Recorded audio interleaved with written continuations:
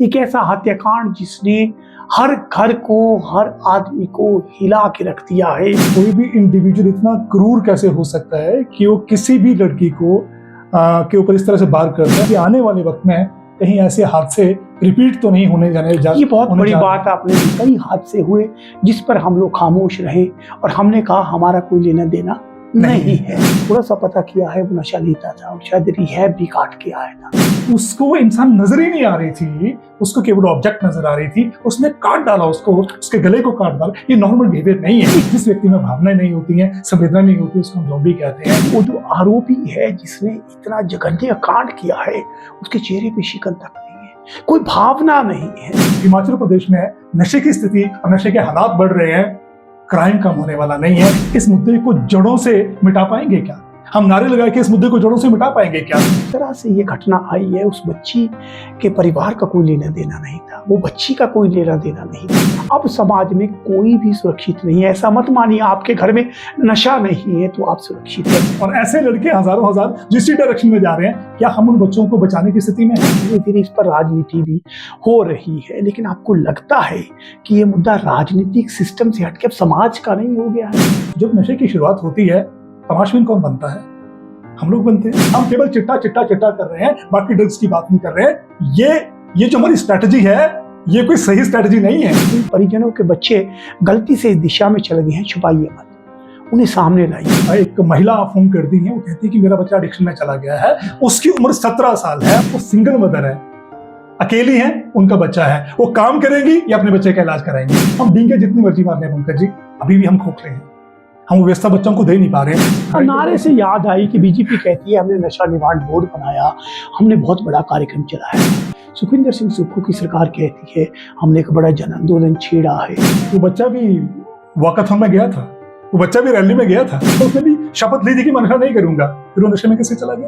जो नशा कर रहा है वो भी सुरक्षित नहीं है, जो नशा नहीं कर रहा है वो भी असुरक्षित है। इलाज हो नहीं पा रहा है बच्चों का। मैं ईमानदारी से कह रहा हूँ आपको, नहीं हो पा रहा है। नमस्कार, आप देख रहे हैं ब्लैक एंड व्हाइट ब्रॉडकास्टर। मैं हूं पंकज पंडित। आज हम उस मुद्दे में बात करने जा रहे हैं जिस मुद्दे की चर्चा पूरे प्रदेश में हो रही है। एक बेटी जो कॉलेज जा रही थी अचानक उस पर हमला होता है, गर्दन काट दी जाती है। लोग आक्रोश में सड़कों पर आते हैं और लोग ही उस आरोपी को पकड़ते हैं, मारपीट होती है, पुलिस उसे गिरफ्तार करती है। हर और चर्चाओं का दौर है। इसी पर बात करने के लिए, क्योंकि जो बात उठकर आ रही है, अक्सर ये बात आ रही है कि जो युवक है उसका बैकग्राउंड क्या था, और ये भी बात है कि क्या वो नशे का आदी था, क्या नशा ही वो कारण है जिसने उसे इस इम्तिहान तक पहुंचाया। हालांकि अभी तक पुलिस की तरफ से कोई भी चिट्टे के मामले में कोई पुष्टि नहीं हुई है। अभी तक ये भी स्पष्ट नहीं हो पाया है कि हत्या का कारण क्या है। लेकिन जो थोड़ा सा बैकग्राउंड आया है, जिस तरह से लोगों की बात आई है, उसमें कहीं ना कहीं नशे का हाथ इस पूरे मामले में नजर आ रहा है। इसी पर चर्चा करने के लिए आज हमारे साथ है विजय कुमार। विजय कुमार का थोड़ा बैकग्राउंड बता दूं, ये पिछले 20 सालों से नशे के मुद्दे पे पूरे देश में, पूरे प्रदेश में काम कर रहे हैं। चाहे वो डी-एडिक्शन सेंटर हो या कोई भी नीति बनानी हो या किसी भी तरह का प्रोग्राम इंटरवेंशन प्लान करनी हो, उसमें इनकी अहम भूमिका रहती है। तो विजय जी, सबसे पहले स्वागत। पूरा प्रदेश स्तब्ध है। एक ऐसा हत्याकांड जिसने हर घर को, हर आदमी को हिला के रख दिया है, तो पहले आपकी इस पर प्रतिक्रिया। पंकज जी, ये सारी की सारी घटना स्तब्ध करने वाली है। हम कल से इस मुद्दे पर सोच रहे हैं, विवेचना कर रहे हैं, बल्कि आत्ममंथन भी कर रहे हैं कि कोई भी इंडिविजुअल इतना क्रूर कैसे हो सकता है कि वो किसी भी लड़की को के ऊपर इस तरह से वार करता है और उसको, मैं कहूंगा कि उसके टुकड़े टुकड़े करने की स्थिति में पहुंच जाता है। ये कोई नॉर्मल स्थिति नहीं है, ये नॉर्मल हादसा नहीं है और ये नॉर्मल व्यवहार भी नहीं है। इसके पीछे बहुत सारी कंट्रीब्यूटरी फैक्टर हैं जिसको हमको झांकना पड़ेगा।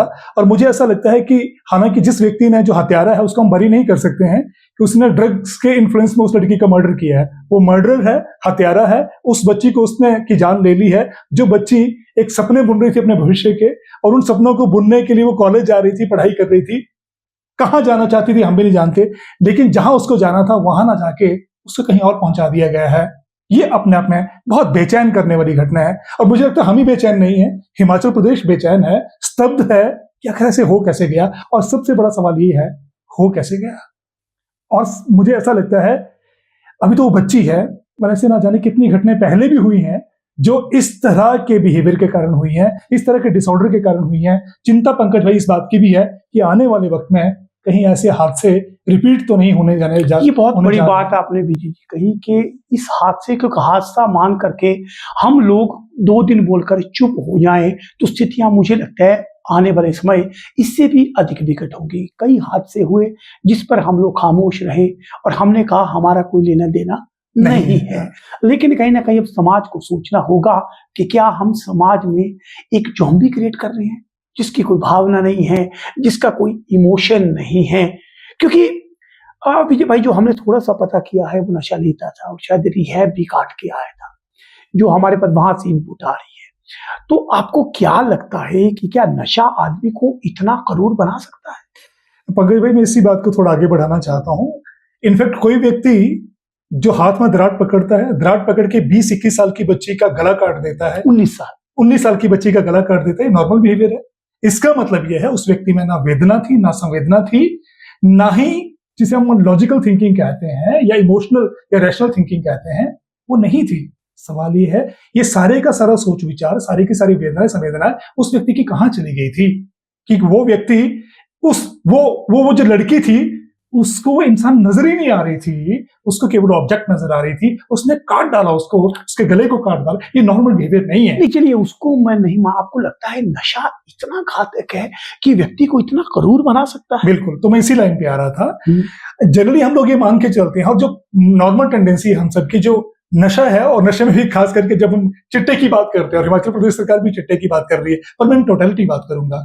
नशा चाहे शराब का है, चाहे भांग का है, सिंथेटिक ड्रग का है, चिट्टे का है, पंकज भाई वो कुल मिला के हमारी इमोशनल हेल्थ को, हमारी साइकोलॉजिकल हेल्थ को और हमारे ब्रेन को डैमेज करता है और उसकी वजह से हमारी सोचने समझने की शक्ति चली जाती है। आपने एक ठीक वर्ड इस्तेमाल किया है, जिस व्यक्ति में भावनाएं नहीं होती हैं, संवेदना नहीं होती, उसको हम ज़ॉम्बी कहते हैं। यानी तंग तो उसके पास है, शरीर है, लेकिन बाकी कुछ नहीं। बीच में मैं रोकूंगा विशाल जो वीडियो एडिटर है उनसे मैं रिक्वेस्ट करूंगा कि हमारी बातचीत के साथ वो वीडियो भी लगाए जिसमें उसे पुलिस पकड़ कर ले जा रही है, मारपीट। चेहरे के भाव देखिए उस व्यक्ति के, वो जो आरोपी है जिसने इतना जघन्य कांड किया है, उसके चेहरे पे शिकन तक नहीं है, कोई भावना नहीं है। यानी कि वो मनुष्य तो है लेकिन मनुष्य वाले कोई भाव नहीं है। तो ये सब क्या इंडिकेट कर रहा है? पंकज भाई जो अनुभूति होती है ना, जिसे हम फीलिंग्स भी कहते हैं, अनुभूति बहुत बड़ा फैक्टर होता है। जब तक हमारी अनुभूतियां रहेंगी नहीं, फीलिंग्स खत्म हो जाएंगी, हमको पता नहीं लगेगा हम कर क्या रहे हैं और हम जो करने वाली, हमारा कंट्रोल नहीं है अपने ऊपर ही, हमारे एक्शन के ऊपर कंट्रोल नहीं है, भावनाओं के ऊपर कंट्रोल नहीं है, फीलिंग्स के ऊपर कंट्रोल नहीं है। और ऐसी स्थिति में कोई भी आदमी इस तरह का इंसिडेंट कर देता है। चिंता इस बात की है ये इंसिडेंट हुआ है और आज हम सारा मंथन कर रहे हैं, चिंतन कर रहे हैं। मेरी चिंता एक और भी है, मेरी चिंता है कि जिस तरह से हिमाचल प्रदेश में नशे की स्थिति और नशे के हालात बढ़ रहे हैं, क्राइम कम होने वाला नहीं है। इस तरह के इंसिडेंट्स पे रोक लगाना कम नहीं है। अब मुझे एक बात आप ही बताइए पंकज भाई, उस लड़के ने, उस बंदे ने जो मर्डरर है, उसने उस लड़की का मर्डर कर दिया। सवाल ये है, बच्ची चली गई, वो जेल में चला जाएगा, उसको फांसी भी हो जाएगी।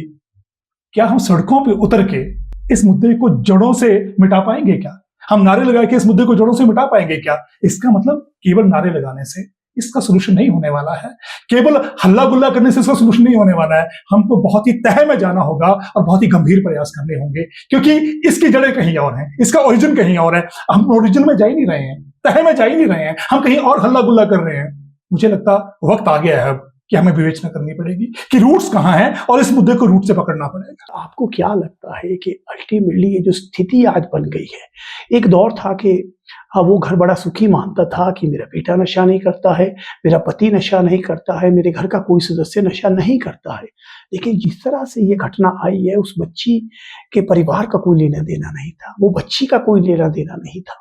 यानी कि अब समाज में कोई भी सुरक्षित नहीं है। ऐसा मत मानिए आपके घर में नशा नहीं है तो आप सुरक्षित है। तो भाई जड़ों की बात कर रहे हैं तो जड़ों पर प्रहार कैसे होगा, किस तरह से हम इस सबसे निकल पाएंगे?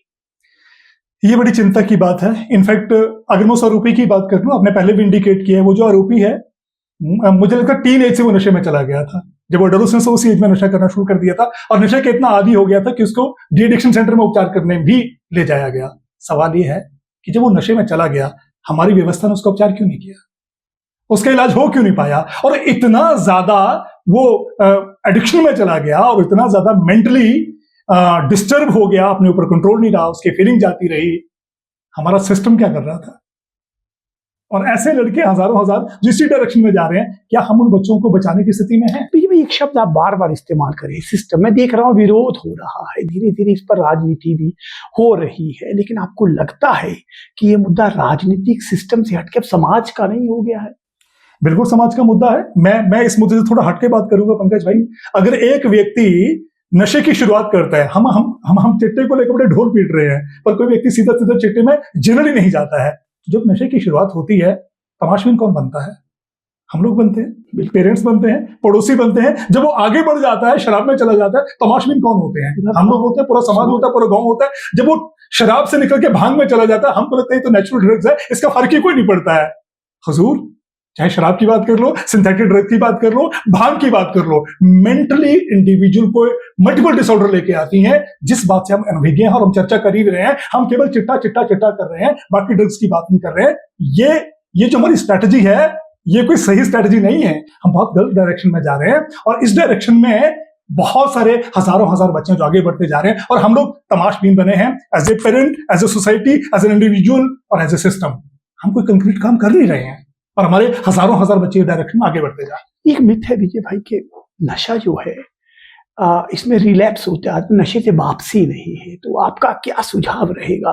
क्योंकि इसने हिलाया है, जिन परिजनों के बच्चे गलती से इस दिशा में चले गए हैं, छुपाइए मत, उन्हें सामने लाइए। क्योंकि एक बात तो माननी पड़ेगी कि नशा एक बीमारी है, और बीमारी का क्या इलाज संभव है?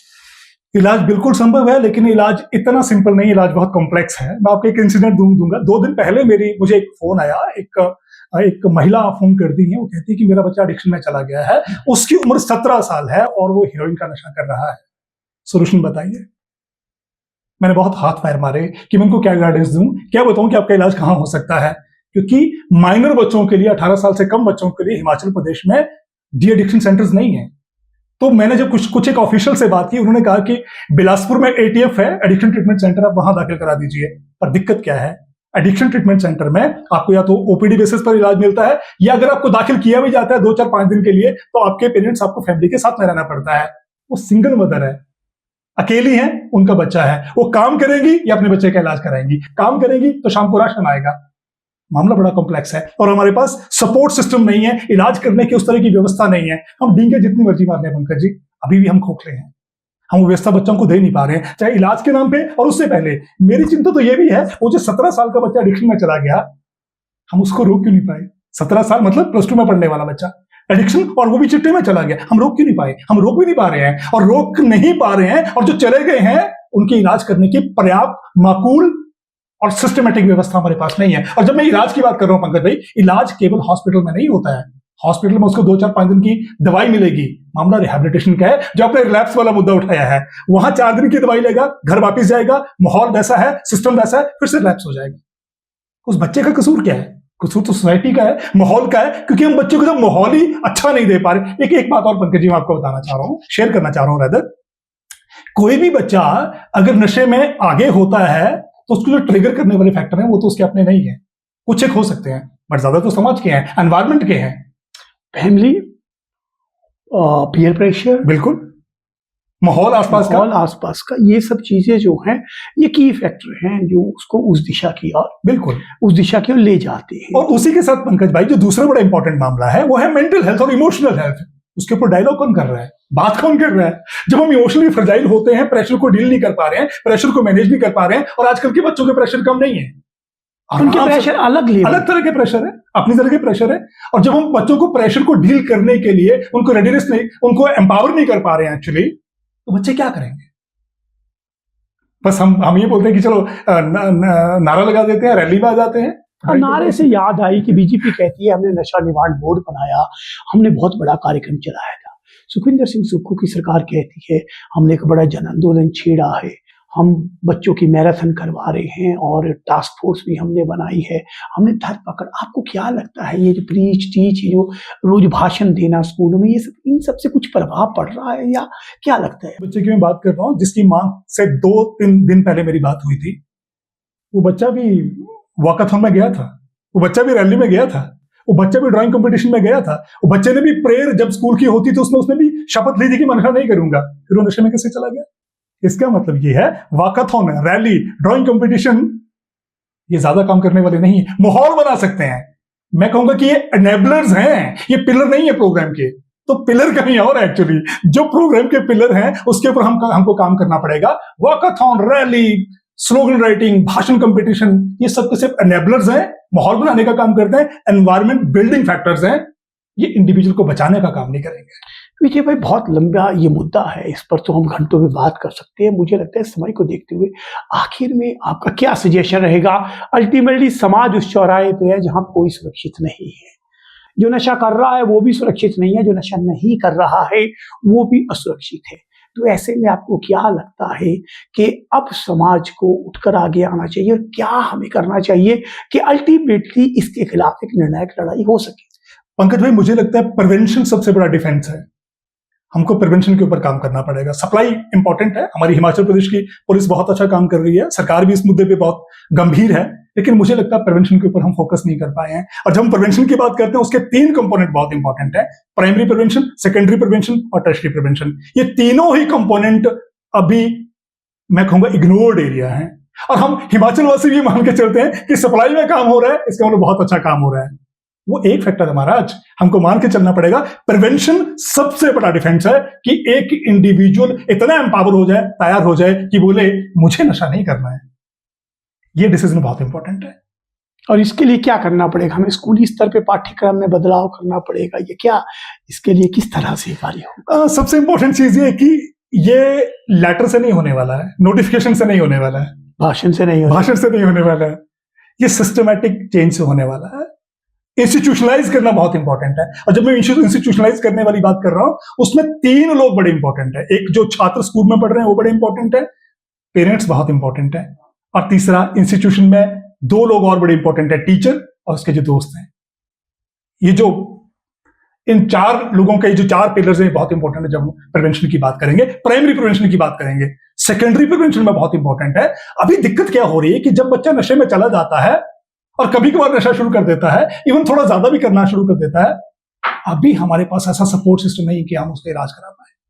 इलाज हो नहीं पा रहा है बच्चों का, मैं ईमानदारी से कह रहा हूं आपको, नहीं हो पा रहा है। हमारे पास भी 10 लोग बातचीत करते हैं और कॉल्स आती हैं, हम इलाज नहीं कर पा रहे हैं ओपीडी बेसिस पे, और होता है तो दवाई मिल जाती है, बच्चा दवाई भी खा रहा है और नशा भी कर रहा है।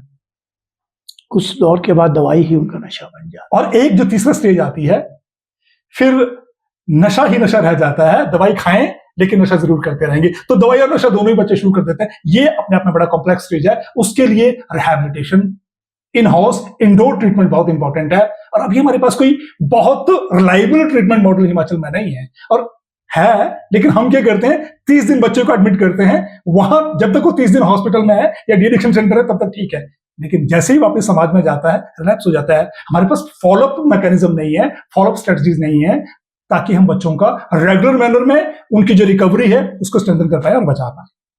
तो मुद्दा बहुत बड़ा है। मेरा आप लोगों से भी आग्रह है कि इस वीडियो को ज्यादा से ज्यादा शेयर करें, आप नारे लगाइए, आप विरोध जताइए, लेकिन कहीं ना कहीं ये समस्या अब इतनी बड़ी हो गई है कि इस पर हमें मजबूती से खड़े होना पड़ेगा। और ये मुद्दा अब राजनीति का नहीं है, ये मुद्दा अब समाज का हो गया है। जब मुद्दा समाज का है तो यदि वाकई में आप सिया को श्रद्धांजलि देना चाहते हैं तो कोशिश करें हर आदमी कि हम कोई भी सरकार हो उसको इतना मजबूर कर दे कि नशे के खिलाफ जंग उसकी प्रायोरिटी बन जाए। और जो विजय भाई ने बेसिक मुद्दा बताया, प्रिवेंशन के मॉडल को अपनाएं कि जब भी हमारे यंगस्टर के सामने नशा आए तो इतना मजबूत हो, उसको ना कर पाए। इसी के साथ मैं पंकज पंडित, मेरे साथ विजय कुमार, आप देख रहे हैं ब्लैक एंड व्हाइट ब्रॉडकास्टर। अपनी राय दीजिए, अपनी श्रद्धांजलि जरूर दीजिए, लेकिन जहां तक हो सके अपनी आवाज जरूर पहुंचाइए। और ये कोशिश भी करें पंकज भाई कि सिया और कोई ना बने, अब ऐसा माहौल बना दे। ये बहुत बड़ी बात कही कि अब आगे कोई सिया ना बने, इसका हमें कहीं ना कहीं हम सबको मन में प्रतिज्ञा लेनी होगी, तभी हम एक बेहतर समाज बना पाएंगे। लेकिन जो दाग हम पर लगा है उसको मिटाने की एक सफल कोशिश हम सबको मिलकर करनी होगी। हिमाचल में पहली बार भूषण ज्वेलर्स ला रहा है अक्षय तृतीया स्पेशल ऑफर, जिसमें गोल्ड प्राइस कम दिया जा रहा है वो भी 14 अप्रैल से 20 अप्रैल तक पूरा हफ्ता। हिमाचल में ऐसा ऑफर आपको कहीं नहीं मिलेगा, चाहे शादियों की शॉपिंग करनी हो, नॉर्मल ज्वेलरी परचेज या इन्वेस्टमेंट के लिए। ये परफेक्ट टाइमिंग है, तो इस वीडियो को शेयर कीजिए और आप भी आइए भूषण ज्वेलर्स, लोअर बाजार, सोलन।